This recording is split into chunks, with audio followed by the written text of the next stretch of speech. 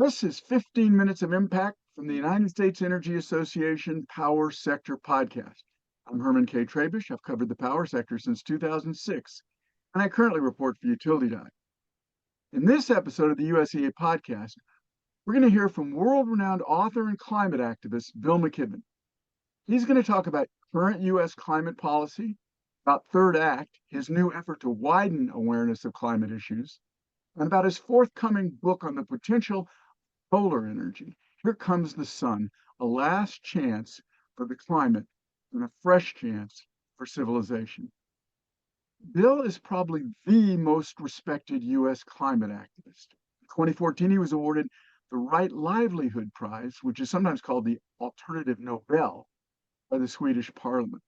He's also won the Gandhi Peace Award and honorary degrees from 19 colleges and universities. Former journalist, Bill's written at least 13 books and is the Schumann Distinguished Professor in Residence at Vermont's Middlebury College. So, Bill, let's start by talking about climate.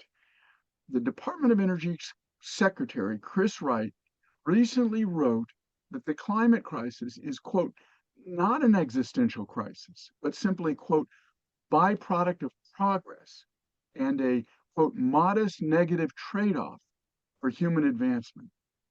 I don't think we need to make a trade-off to advance and fight climate, but what do you think?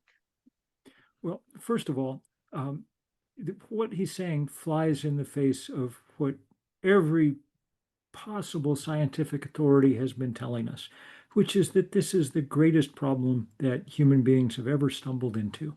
And at this point, it's not, you don't even need scientific authorities to tell you that. You need a window or a thermometer because everybody now has been exposed to the rampant flood, fire, drought, heat wave. Here in the East Coast, we've been spent the last 2 weeks just breathing the smoke from those Canadian wildfires, unlike anything we've ever had. These fires up in the great boreal forest of the north. It's also nonsense to say that we simply have to put up with all of this because we need energy. The fact is, and this is the thing that really scares the Christopher Wrights of the world, recall that he was a fracking executive before he was Secretary of Energy, because we now live on a planet where the cheapest way to make power is to point a sheet of glass at the sun. That's great news for almost everybody on the planet, except those people who own oil wells or coal mines, for whom it is an existential threat, the way that climate change is an existential threat to our species. Yeah, yeah, absolutely. Um, and it's ironic because we talk here on the podcast about all of the above. Nobody is going to suddenly tomorrow turn on solar and turn off all the people that are doing fossil fuels. There's lots of ways that they can participate in solving the problem too, but that's not what we're here to talk about. I want to talk about something else right away here. You recently wrote about your effort to keep the atmospheric carbon dioxide concentration in the atmosphere to 350 parts per million. You said, quote unquote, it was so successful that we're now at 420 parts per million and climbing, unquote. I thought that was a really important observation, and I think it explains a lot. Why do you think that you got that result? And more importantly, do you think Third Act, this new movement that you're leading, is going to change that outcome? Well, really, what the way to think about the climate crisis, I think, is that we've known about it for nearly 40 years now, since Jim Hansen testified before Congress in 1988 and really kind of lifted the veil on what had been known only to a small group of scientists before. Um, for almost all the period that followed, the world in which we lived featured cheap fossil fuel and expensive renewable energy. And that's why it was very difficult to make progress. The same thing was wrecking the planet was underwriting the economy on which people depended. So no wonder that this was a hard task. But that reality shifted about 5 years ago. We Yeah. crossed some invisible line where it became cheaper to produce energy from the sun and the wind than from burning coal and gas and oil. And that's a different world.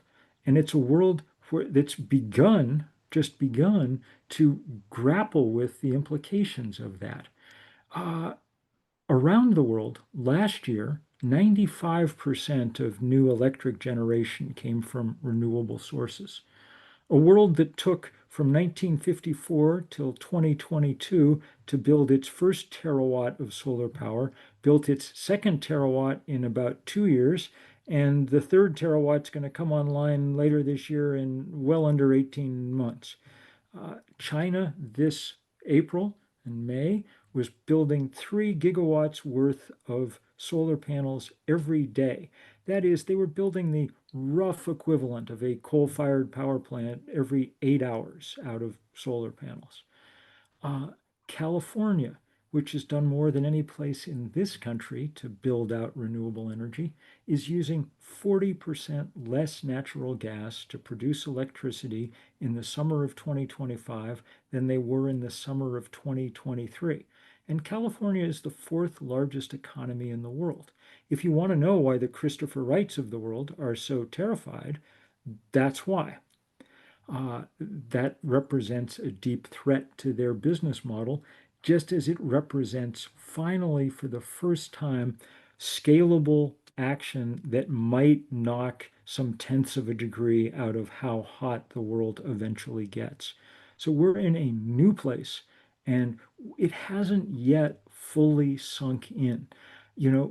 As I've showed the galleys of Here Comes the Sun to people, and as I published a big excerpt in the New Yorker a couple of weeks ago, even many, many committed environmentalists who I know wrote to me to say, we had no idea that this was happening at this scale. And I Yeah. think the reason is that we've tucked this stuff into our minds under the rubric of alternative energy. That's what we've called it for decades. That's the ghetto in which it lives in our brains. But it no longer is alternative energy. That's why we're doing this big day of action on September 21st that we're calling Sunday, not Earth Day, but Sunday, to try and drive home that message. People have thought about sun and wind as the, I think, whole foods of energy, nice but pricey. It's now the Costco of power. It's cheap, Exactly. you can get it in bulk, it's on the shelf, ready to go. And if we can get that across, and you can help us by going to sunday.earth and figuring out how to help out in your community, if we can get that message across, then we have a shot at beginning to shift the politics too here as well.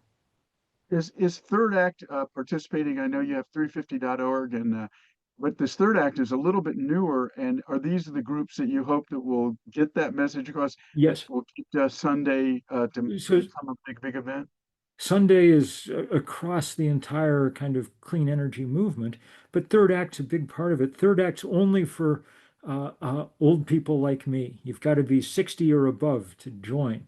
And it's grown like topsy in the 3 years since we founded it. We've got about 100,000 people across the country now and Wow. working groups in every state. And these are just remarkable, remarkable activists, organizers, because they have deep connections to their community, big networks of friends and contacts. Really, really fun to get to work with people who are coming up against the fact that, our legacy is going to be a world much worse than the one we were born into. Yeah. And who wants I that? yeah, exactly. I know you have working with you Nancy LaPlaca, who I've known for a long Yes. time, and she's one of the great heroes of the climate movement. She fought coal Amen. in Colorado a long time ago, and she's been a solar champion for a long time. Let's talk more about your book, Bill. Here Comes the Sun, a last chance for the climate and a fresh chance for civilization. You recently wrote that, quote, in 40 or so years, America is going to run mainly on sun and wind, unquote. But by then, the world will, quote, be catastrophically hot, unquote. So If it takes what you're us 40 saying is years to get there, then it's a broken world that we run on sun and wind. So speed is of exactly. the essence. That's the And how that's can the what can variable. you, so how can what is your book's ideas about how to get this transition to utility scale and residential solar and clean energy economy to accelerate. Right. So the good news is that in most of the world, that's happening. The U.S. is the holdout here. And really, our job is to make sure that in 20 years, the US isn't a kind of theme park of internal combustion where foreign visitors come to gawp at how people used to live in the olden days, you know.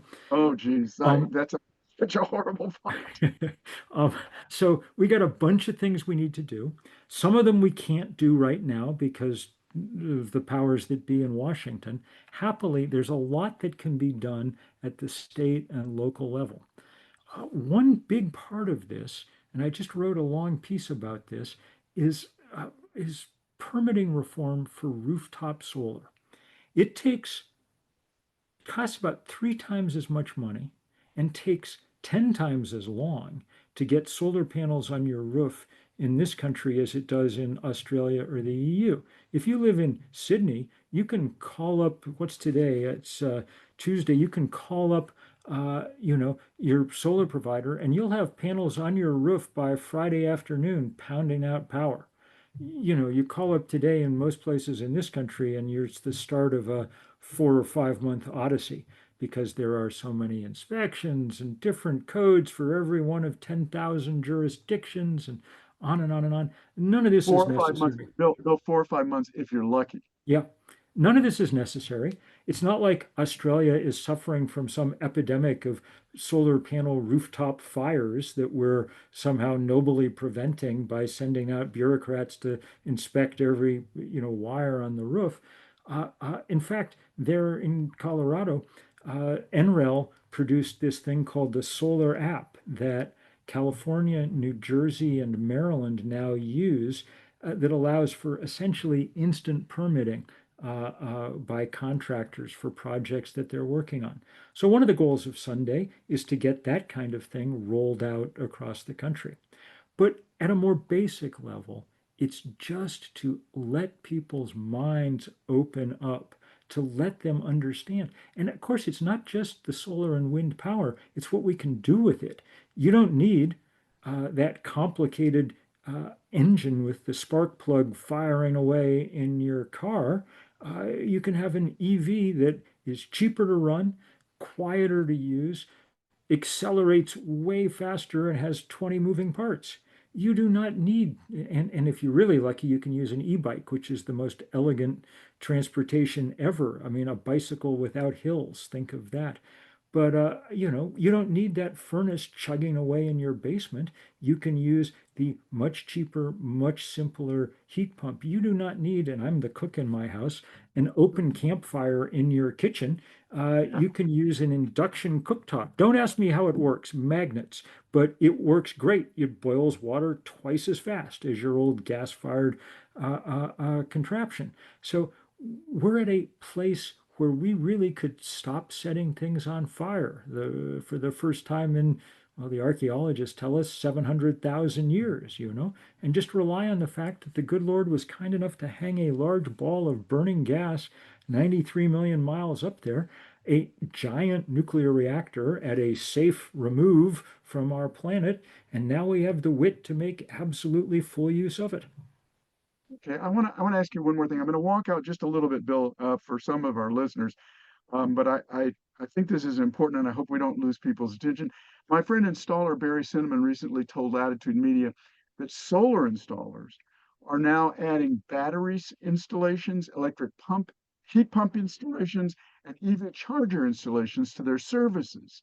Yep, And solar champion Jigger Shaw, who I know you know, and who worked in the Biden Department of yep, Energy, added that solar advocates should work with utilities get home batteries deployed and to get customers paid for the solar and batteries, yep. and all the other devices that they have as part of what's called virtual power plants I, or I live in VPP. Vermont.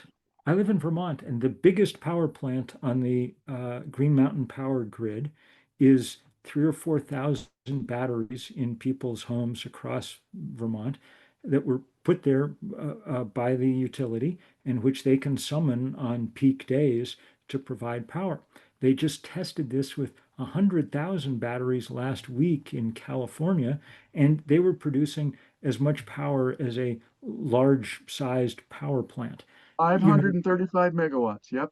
when we get to the point where we have all the cars in America as EVs, the batteries in those EVs will have enough energy to keep America running for 2 days.